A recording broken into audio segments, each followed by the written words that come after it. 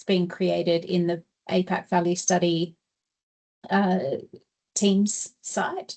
And for some reason, I can't access the chat to put the link in there, Jiwon, so perhaps you might be able to do that for me.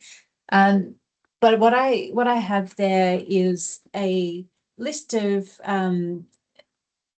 countries, and now I can't access it because I'm in the wrong team site. But you'll see that there's the country, some of the warnings that have happened and the timings of those warnings and what they entailed and what was the actual regulatory action, and a link to that. So Jack and Bianca, I'm not sure if they're online, have kindly put together some information based on their knowledge. But what I'm asking everybody to do, and I can see lots of people have done it, so thank you so much, is to go through for your region. If you could just review the information that's there, validate it, perhaps update it if we're missing anything, and for any region where we haven't got any information, if you could put some in. So I see that there's been lots of activity going on. That's great. Fantastic. Thank you so much. So it's looking like there's a lot of different things that happen. So this is really just for us to get a background information for when warnings are, were, or alerts were distributed, so that we can look at the impact of those on the trends of valproate that we end up calculating across the region. So if you haven't already had a look at this sheet, please do so, and put in that you've verified your country if you can, and there's a contributor sign up as well, so we'll get a list of people who are wanting to participate, and this will end up being an authorship list as well. So thank you. That's all. Thank you, Nicole. I see a lot of people actually did the homework. Yeah, it's great. Thank you so much. I see Thailand, Taiwan, of course, Japan, and Korea, Ireland, and Canada too. Yeah, Canada. Excellent. So by next scientific forum, I'll do a bit of work on summarizing all of this as well. So we can present that next time. Thanks, Jiwon. You're welcome, Nicole. So finally, Mukesh, you're here. We are waiting for you so long. Thank you. Yeah. So I'll get started of today's session. Is there anything you want to share before I start, Mukesh? Looks good. I think we have lined up sessions all the way till August, right, Jiwon? Leading to Odyssey APAC. So I think it will be sort of going together in sync with the Odyssey APAC community call. And then in August, we will resume back the technical sessions. And in that, we're going to be doing the joint session with Data for Life team. We'll be demonstrating the D2E platform together using the Gusto dataset. And that will be running from August, September, and October. So this will be a 3-part series where we're going to be demonstrating using the Gusto cohort how the D2E platform enables end-to-end OMOP lifecycle. We give a feel of the ETL, the cohort creation, analytics, as well as a bit of network study. And that will lead us to the Odyssey Global in October, where we're going to be doing a joint tutorial with the D2E team. And so it sort of leads towards the Odyssey Global tutorial. So stay tuned for that session that will come starting from August itself. Yeah. Just a heads up to the community. Thanks. Thank you, Mukesh. So everyone, please stay tuned, because until October, maybe Scientific Forum and Community Call will go by series for the APAC value study. And on part of it, today's will be session 3. And I will give you guys a presentation about theory on characterization and treatment pathways. And as you guys know, I'm Jiwon Um, and I'm at the Yonsei University College of Medicine. And so, yeah, so this slide is quoted directly from Nicole's presentation from last month, but I will through this APAC value network study, we will examine the utilization of valproate among men and women of childbearing age. So, like since valproate has been an effective treatment for epilepsy, but there has been like growing regulatory um, attention that has been highlighted for the potential risk of neurodevelopmental disorder in children exposed in utero. But until now, this attention has been focused on use in only in pregnancy. But however, recently, regulatory agencies have issued safety warnings on the paternal exposure too. So there are some needs to understand the trend, the utilization patterns and trends, and population characteristic, and so like how safety warning translate into a real world practices.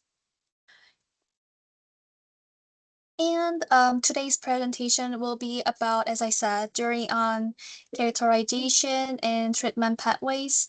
And I will briefly introduce several Odyssey network studies that use the characterization and treatment pathways. And yeah, this is the objective of the objectives of this today's session. And by end of this session, I wish and I hope you guys will be able to identify the types of characterization available and understand the key definitions and analytical settings required to do and conduct the research, and also interpret the results that can be derived from each characterization and treatment pathway method.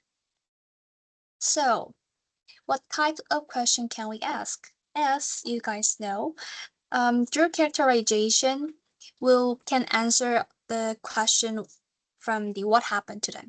So characterization is the foundation of observational research, like description for before any comparison and causal inference. And so characterizing the population through the use of descriptive statistics is very important first step in generating the hypothesis. And to be more specific about characterization, these are the several methods for the characterization, and in Odyssey framework, and I brought this from the book of Odyssey, so yeah. And so characterization is broadly like defined as a use of descriptive statistics to summarize the observable characteristic of patient population of our interest. So, but what makes this method powerful is that it's not just the one thing. We have like a lot um, of characterization that encompasses multiple distinct analytics, such as you can get a data profile from your database, and also you can describe the population and reflect, related to an event referring to as an index date. So you can answer to what happened to them. And also, you can also answer from different kind of questions. First, cohort characterization, which describes the baseline and post-index characteristics of people in a defined cohort. So it could give you a complete profile of who your patients are and before and after the clinical event. And then second, treatment pathway just describes a sequence of treatment that patients receive after the index event, and it's like such as what drugs were prescribed and in what order. And third, incident analysis calculate the rate of new outcomes occurring within the defined time at risk window. So, why we characterize at all? Characterization studies fill this critical evidence gap that other study designs simply cannot address. So RCTs are conducted under very controlled conditions on the selected populations, so they don't capture the full natural history or the real world treatment utilization. So characterization gives us the real world picture, and beyond the describing what is, characterization enables the better decision downstream. So like designing RCT grounded in a real world patient population and treatment patterns. And also it could inform treatment choice where head-to-head evidence is missing, and strengthen the guideline updates and implement in the routine care. So in short, if you could know your patients first through the characterization, everything will build on top of that. So before we start, I'll want to I think this is really important to know that what do we need to define to run a pathway analysis. So there are two big categories. First, what cohort you defined, and second, how you configure the analysis setting. So on the cohort definition side, you will need two things. Of course, you guys know, like target cohort. So this is your population of interest, and typically like patients initiating the treatment with a defined follow-up duration. And second, event cohort, which is like for each event cohort, the index date is a treatment initiation, and end date is the end of continuous exposure. So if a patient switches a drug or stops, then the cohort ends at that point. And at the analysis setting side, there are three key parameters. So the first is the combination window, which determines how to handle the patients on the multiple treatments simultaneously. So like if two treatments fall within the defined time window, they get merged into a single combination pathway step. And then there is a minimum count. And it is a privacy threshold that any pathway shares the fewer than that number of patients get dropped from the results. And this is particularly important in the multi-site studies, like our Odyssey study. And there is a max path length, which controls how many sequential treatment events you track per person. Like there will be like first line, second line, and third line. You can limit the max path like that. And so these are the core elements that you have to define and specify before you start the characterization and treatment pathway. So I would like to walk you guys through like 3 studies that frame our characterization and treatment pathway. So the first study is very famous, and it is a landmark study that Risak and the colleagues published at 2016 in PANIS. And this study introduced the treatment pathway approach within the Odyssey framework. And second is more recent application of the same approach using a treatment pathway framework to address different clinical question, which is asthma and COPD. So I included this to show the breadth of question this methodology can answer, and to give us a current reference point alongside of the RECEPS study. And the third is a recent European study on valproate related to our own research topic. So I thought this study will give us, guide us to smoothly move on to the next step. So, and that is the third study that three studies that I'm gonna review today for you guys. And so about this study in 2016, so for the more detail, because it is the methodological foundation for everything we're going to discuss after all. And research question of this, the research question is for the same diagnosis, which drug do clinicians actually choose first? So like how much it is different across countries and data sources. And the guideline tells us like what should happen, but this study asks like what actually does happen at scale. So what they propose in this study is a methodological shift. So instead of treating the medication used as a static description, like a snapshot, like a who's on what and what order. So not like who's on what prescription. So they treated the sequence of medication after the diagnosis. So they could look through the treatment pathway itself. So as a unit of analysis for a large scale observational study, they targeted that as a main study objective, and the scope was they deliberately made it very broad, and this study covered three chronic conditions, which is hypertension and type 2 diabetes and depression. And these study was run by 11 Odyssey databases, which is spanning like US claims, EU primary care, hospital EHR, which covers like 250 million patients. 250 million patients. So before I go with the findings, quick words on how to read the sunburst on the right. So the inner circle right here is the first drug prescribed after the diagnosis. So each outer ring here is the next drug in the sequence. And the width of this arc is the share of patients on that pathway. So thicker the arc is, then it has a more long sequence or diverse sequence.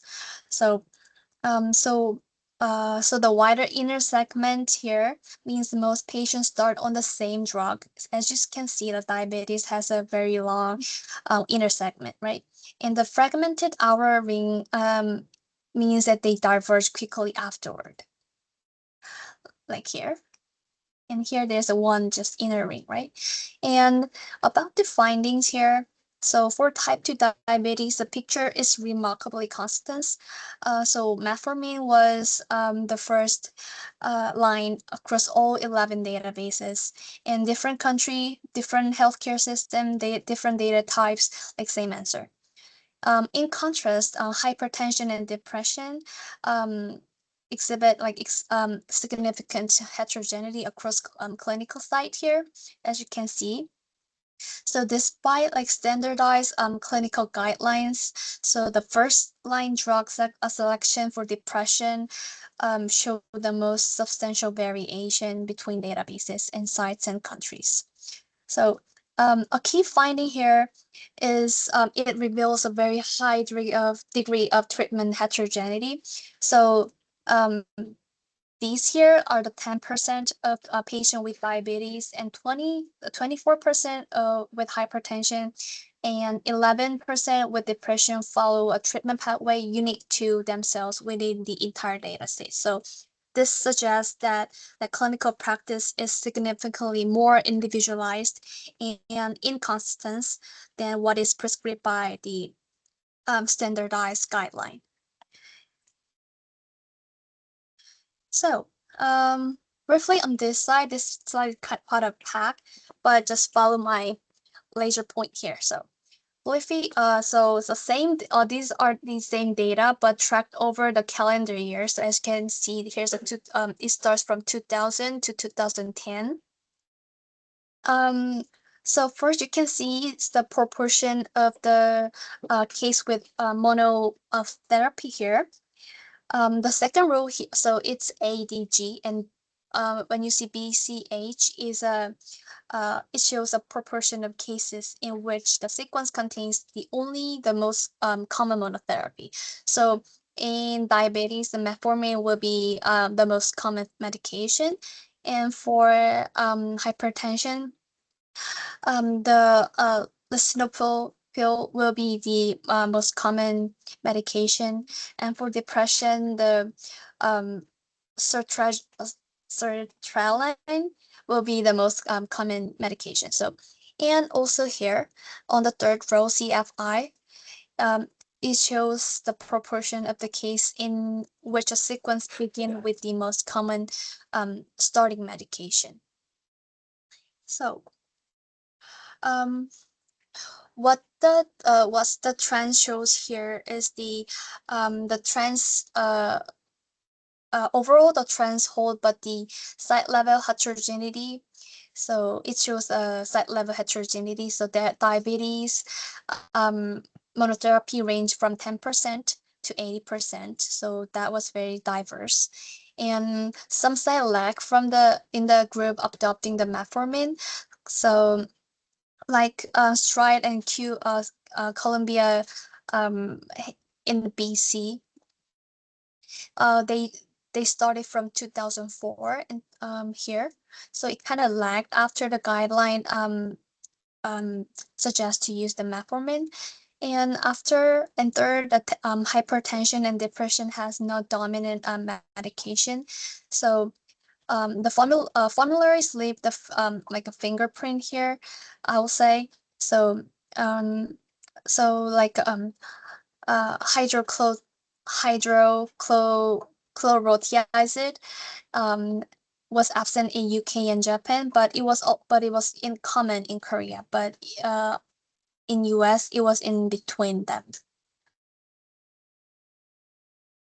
So now let's move to the second study. Marcus and the colleagues published this study in 2024, which applies the same Odyssey treatment pathways framework to the different clinical settings, asthma and COPD. So why this paper matters in our story is I will briefly say that RIPSAC studies established the method, but Marcus study shows like what happened when you push the method into a specific disease area where the trajectory itself is a standard care. So in this study, the research question was how does the treatment evolve after the diagnosis? So instructing them to like step up and step down and switching and discontinuation. And how do these dynamics differ across countries and data sources? And all this motivation was very clinical because the respiratory guideline like GINA and GOLD guidelines explicitly prescribe the step up and step down and combination as a standard care. So in asthma and COPD, a snapshot like what we did at the previous study of the like a snapshot of the first prescription tells you almost nothing, they'll say. So in this clinical field, the trajectory dynamics are the question. Also, the study scope is applied to the newly diagnosed adults with asthma and COPD across 8 databases. So they had 900 15,000 adults from asthma and 411,000 adults from COPD. And differ from the previous study that RIPSAS study, event cohort was defined at drug class level, not individual drugs. Okay, so what was measured in this study? So beyond the first line choice, they instructed 4 trajectory metrics per database. So on a comparable definition, step up and step down, and switching and discontinuation. So the unit of analysis isn't like which drug, it was how the regimen moves over time. And this table on the right here give you a kind of feel of the spread focusing on asthma. So across 8 sites, so there was switching from 8 to 28%. Yeah, 28%, almost like a forward range. And step up, it was like 12 to 24%, and step down 7 to 23%. And there was like no follow-up at all, was a portion like 19 to 38%. meaning like in some sites, nearly 4 in 10 newly diagnosed asthma patients receive no further recorded therapy in the observational window. So, what stands out in this study? And so in the sunburst plot here will show you directly. So first of all, the first line choice differs sharply by country here. So ICS-based regimen dominates in some sites, while LAMA and LABA monotherapy dominates in others. Same diagnosis, like very different starting drugs.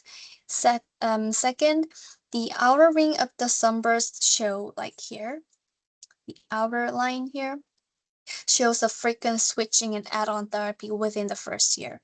So pathway are really linear. So the most patients don't stay whatever they start with, like they switch and they add and they step in or out. So so the interpretation will be so that these difference are not driven by the patient's mix alone. They reflect formulary and reimbursement and prescribing culture. So the system, like the system that patients are treated in as much as the disease itself. And the third and the last study to highlight before turning to our own work, Bellas and colleagues published this study. Bellas and colleagues published this study in 2025. And I want to flag this one for the specific reason, as I said. So of the 3 studies, this is the one closest to our own population and drug, but it is also the one that stops short in of the analysis we want to do. So, um, so, so in this study, they targeted birth rate and women with childbearing age at the same Odyssey city lineage.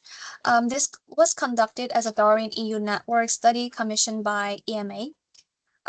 This estimates the secular trends in incidence and prevalence of valproate and alternative anti-epileptic in young women across 8 European databases. So this is a drug utilization study. It reports what is prescribed and how treatment evolves after the first prescription. I mean, this reports what is prescribed, but not the full treatment pathway or sequencing.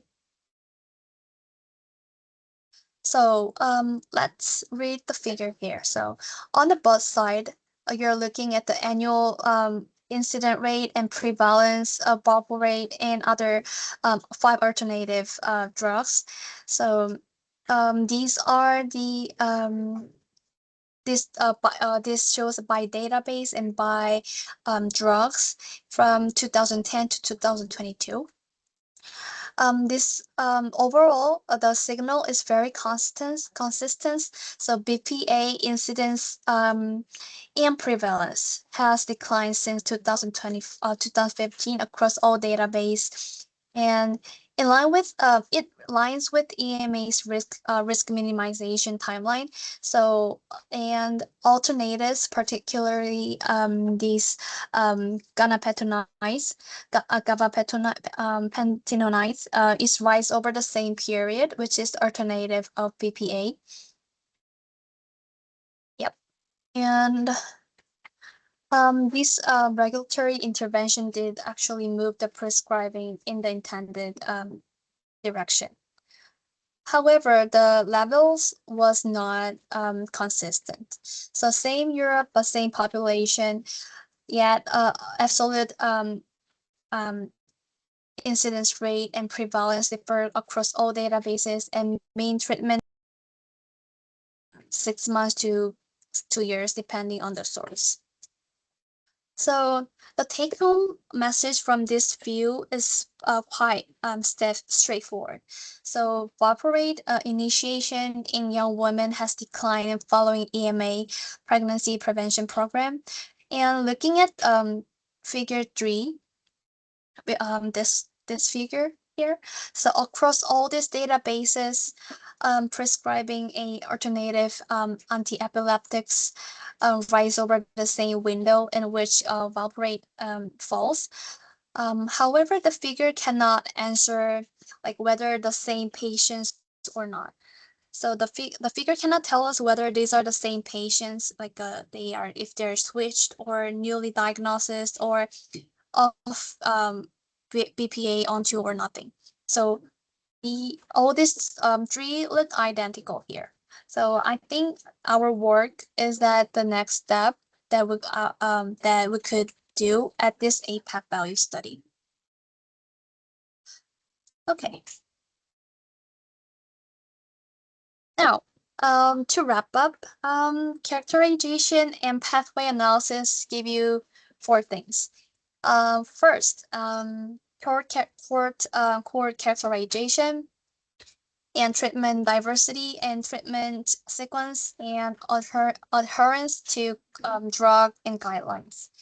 And here's the lesson through like 3 studies we walked through. The study design must follow the question, which is the unit of analysis should, which means that unit of analysis should mirror the unit of clinical decision.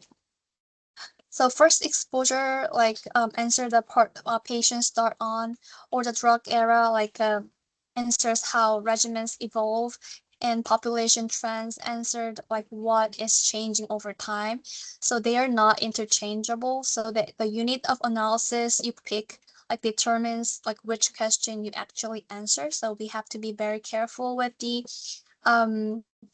unit of analysis to do characterization and treatment pathways. Okay, and last, this is the one more like promotion for our APAC value study.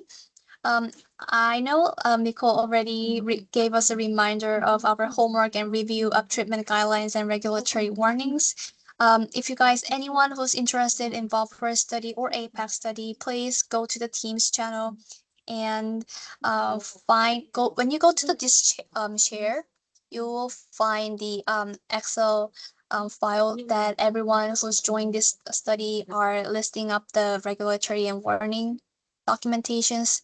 So, and you can also find more announcements or information about this study. And yep, thanks everyone. If you have any question about today's presentation, just give me any questions on the floor, please.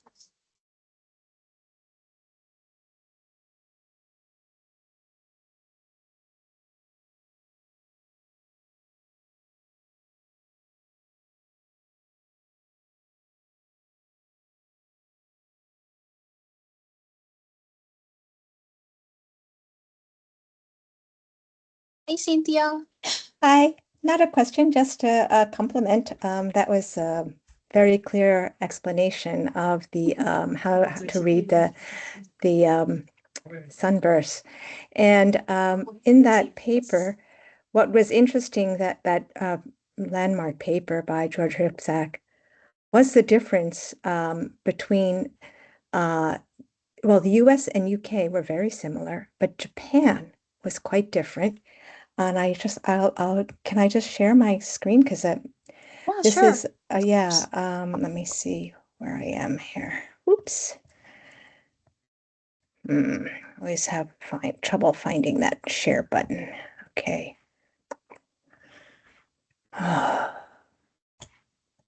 Where is it?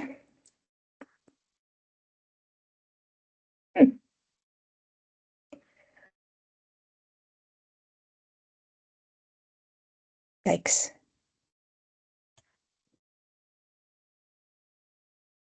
Well, maybe if anyone else has a question, while I touch around all my windows to try and turn on your find. mic. I want to hear your voice. Anyone? Oh, hi, Nicole. Sorry, same voice. I was really interested in the study you showed of the asthma medications, and particularly the use of the different treatments in the different countries and the approach to treatment of childhood asthma. We've previously done a study where we did compare Korea and Australia in terms of the use of asthma medications, and it was very clear they were very different. And the use of steroid-based asthma medications was really high in Australia, but really low in Korea. And it's a very, very different pattern of use. And you could just see that through the colors. So I just wanted to kind of really emphasize that the treatment pathways sunburst plots are interesting internally, but they're also really interesting to do that cross-cultural comparisons and try to understand different prescribing practices, and then what that means for safety as well, because there has been some safety warnings for the use of the xanthines. Jack, help me, what are they called? Do you mean the leukotriene ones? The Montelukast? Montelukast, that's the one. And potential for childhood neuropsychiatric conditions and things as well. So like, in terms of looking at the utilization, it's sometimes really interesting to sort of ask questions, and what are the safety issues that are potentially coming up, and what safety concerns can we start to look at, and are there natural experiments that we could do cross country? So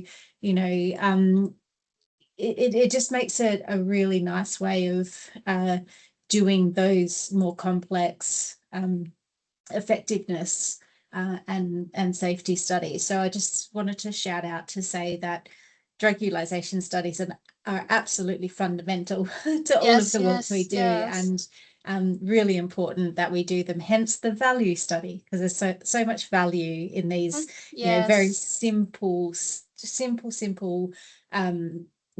characterizations that lead to lots of really good scientific exploration. So thanks, Jiwon. Oh, thank you, Nicole. So I found the okay, go ahead.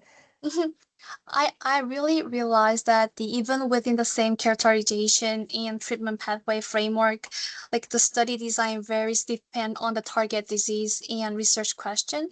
So which is why we had to understand each country's healthcare context and jurisdiction matters so much. So we have during this during the homework, during when I'm doing the homework about finding the regulatory and warnings and all these safety letters in Korea, and it really gives me a real good overview of why drug safety studies were very fundamental and very useful. So yeah, I really agree with you, Nicole, and thank you. And now, so here's another example of the regional differences. So these are the sunburst plots from the HIPSAC paper, the US, right, UK. And so while metformin was the dominant in the US, you can see that for second line, there's the glycoside was used, right? But it's not used in the US, And then look how different Japan is. I mean, it's like metformin is no longer the dominant, first line drug. There's many that are used, the sitagliptin. And I just noticed here that they had exenatide. So this paper was in 2018. So there was exenatide usage, which is, I was surprised by that. But here is Singapore, KTPH Kutupua Hospital is one of the hospitals, major hospitals in Singapore, and we had access to their data. And this was our first proof of concept of using Odyssey OMOPT data. And so again, metformin, it really dominates as first line. But what's surprising was this red bar, which is tolbutamide. It's a first generation sulfonylurea. And we're really surprised that, it still has quite a bit of usage. I guess, I mean, we don't know why, but we hypothesize is because, for cost reasons, it's used because as a first generation, it's probably cheaper than some of the more later drugs. Anyway, so again, just so important to look at different regions and see the different prescribing patterns of different countries. That's all. Thanks, Cynthia. Yeah, I agree with you that like Japan and Singapore compared to UK and US, it has really total different profile of the drug utilization. Anyone who has ideas or questions about treatment pathway and characterization?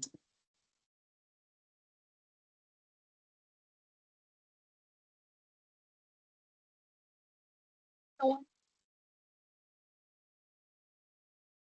Okay. Oh, Karthik, hi. Hi there. Hello, hello. No, I Hello. just had a quick curiosity question about the treatment sunburst plot, and I think there are a lot of experts here, so I'm very curious. Have we ever thought of using Sankey diagrams? And if not, or if you have tried and the experience has been quite negative, I would like to also understand a little bit about that. Can you show an Sankey example? diagram. Can you show us an example of a Sankey diagram? Oh, it's like It's like the thing that breaks down into multiple flowing pathways, if you Ah, understand what I mean. Yeah, yes, okay, so yeah, so you understand what, yeah. yeah. I'm curious about whether that would be quite interesting to see or not. I mean, the sunburst is a nice way to show it. I'm just curious about if somebody has tried to use Sankey diagrams and has encountered some problems or likes them. I don't know. No, I've seen posters and publications with that. It's just, another way. I guess, yeah, you get a the little bit more of a in sense my of, yeah, in my go ahead. sense of knowledge, I'm not sure, but the reason why they use the sunburst is there is no like, so for the Sankey diagram, it has a end to end, so it has to be like when A go A star, then there's must be like a like endpoint like B or C or D. Like what else? But from the sunburst plot, I don't think they don't need that. But Song has raised his hand, and I think he could answer this question. I'm positive. No, use case wise, no, I'm just to answer Karthik's question. Atlas only supports sunburst plots in its framework, but that said, you can download or you can create a custom R package to generate a Sankey plot if needed. Nobody's stopping you from doing that, but it's the sunburst plots are embedded into the Atlas tool itself. That's why you see a lot of that in Odyssey. Okay, I will start with thanks Song. Thank you, Song. I will start with Pei.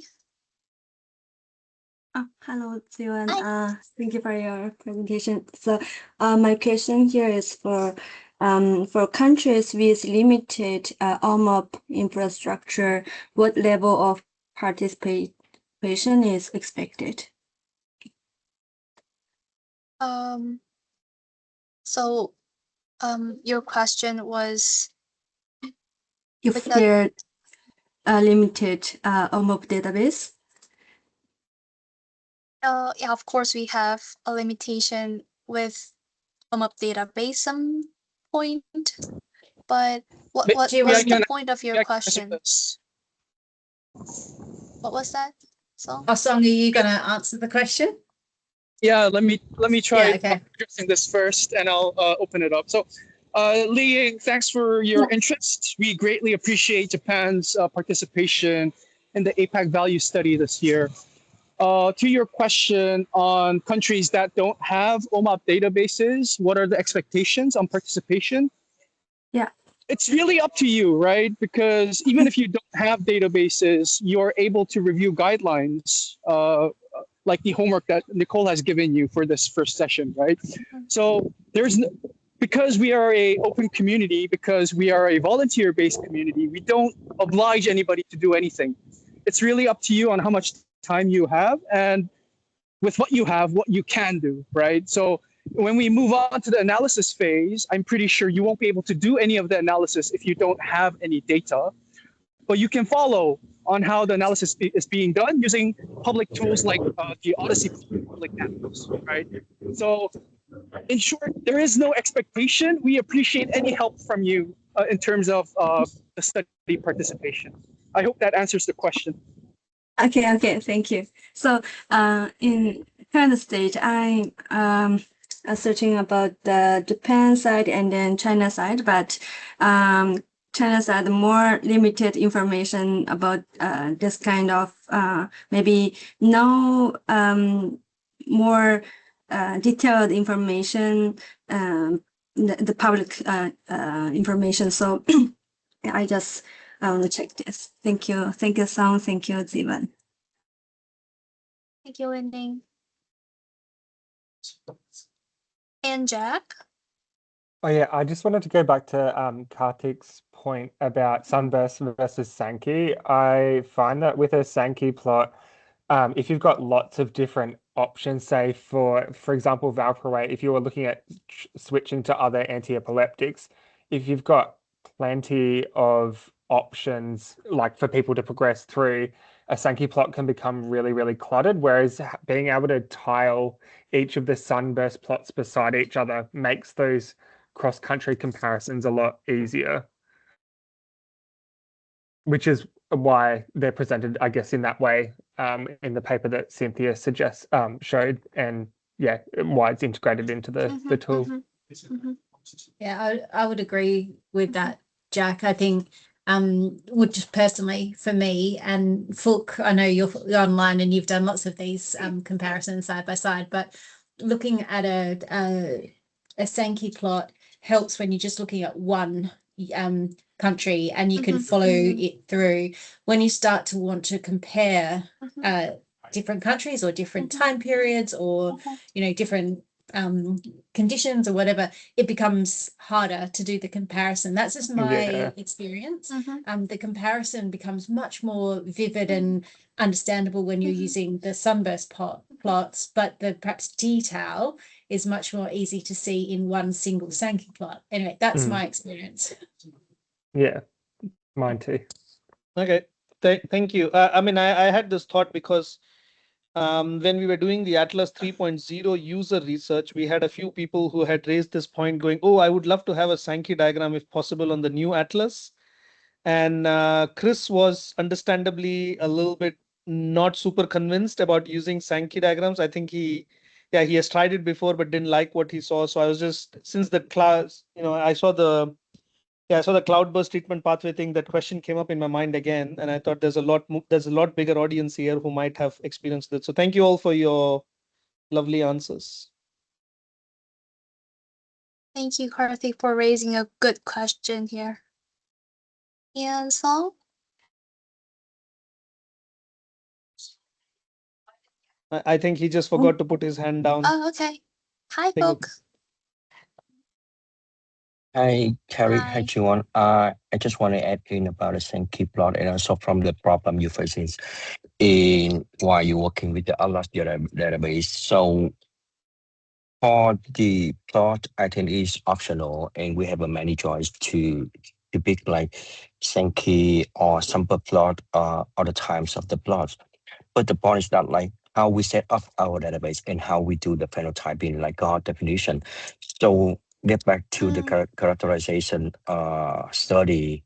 I think we are from the very starting phase to review and to set up the cohort definition within the Atlas, and then we have like the good enough cohorts and population, and then it is very like optimal for you to like visualize within the Sankey within the sample plots or another type of the plots. But for the Atlas and for the Odysseys, we are more favorable to use those kinds of the plot for the component to explain our study. Yeah, thank you. Thank you for elaborating the answers. And yeah, and I see a lot of chattings here. Karthik. Cynthia, ask you. So, Yeah, so there's an OMOP. They're working on they have an OMOP CDM in the Singapore Trust. The MOH has created one. It's only goes up to 2021, I think. So it's somewhat limited in looking at GLP-1 agonists. And then also they were kind of stuck on how to get Atlas and Hades installed. So I referred them to you. I was hoping they contacted you. Have they? No, I saw the sorry, I do not want this. Yeah, so I did see the email. I think Evelyn had responded pretty comprehensively well to the whole thing. And we will write an email to see how best we can help there, assist Evelyn and Morning in whatever they are doing. I think Mukesh Well, is it's not so also much. It's not yeah. so much them. It's the MOH trust people, like Benjamin Eh, Ong and this guy Rana. Yeah, exactly. Yeah. Yeah. So I think Rana asked a bunch of questions and Evelyn answered them quite well and also offered their help. So we will also offer our help similarly, saying that we will be available if any need be. Yeah. And then we can take it from there. And as I was saying, Mukesh is also involved in the entire chain, and Mukesh and us are quite closely working together on a variety of things. So I think that will all fall under the same umbrella eventually. Mm. Yes, Cynthia, we are trying to actually get the D2E set up in Trust, but I guess it will go through a series of cybersecurity evaluations, which, yeah, hopefully with the help of the D2E team here, we can get through. Yeah, Good. Thanks. thanks. Yeah. okay, guys. We have like 2 minutes left for today's session. So, yeah. Thank you guys for joining the call today. And this was my first time giving a presentation about like these kind of theory and like study review. And I hope you guys have quality time. And yeah, and thank you guys. And please join APAC Value Study. And I'm very excited to, and this is my second year.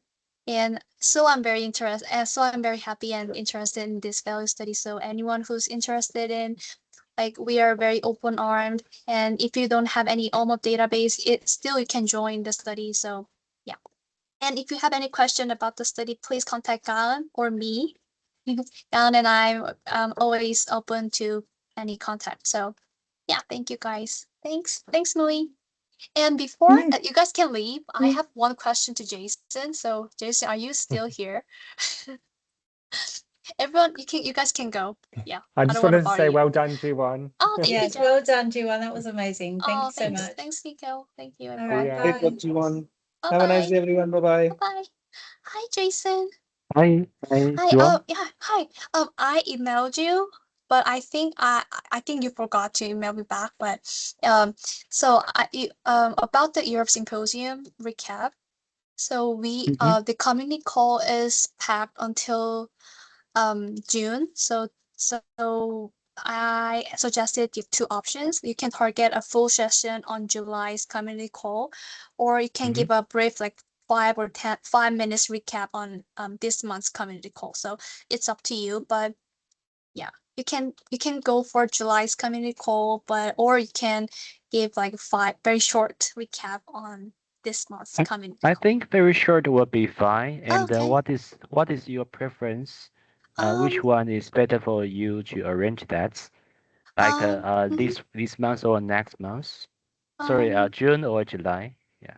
mm, Since like we have to cover like this value study, and I have Changsu and I have Benjamin from Johns Hopkins who's gonna give us a presentation May and June. So I think it's kind of packed for now. So I would prefer like July's community call will be better, but the timeline is like I don't want to lag it so much. So yeah, I don't know. What's your thought? I don't know. I don't know. Oh, I think maybe depends on the schedule you have made. If you think we still have like a 5 minute space, just let me know. Probably okay. like July or others. Okay. Um. hmm. And if you think that is not necessary, because we always can watch the video, or because they also have the Europe symposium recall on Europe website.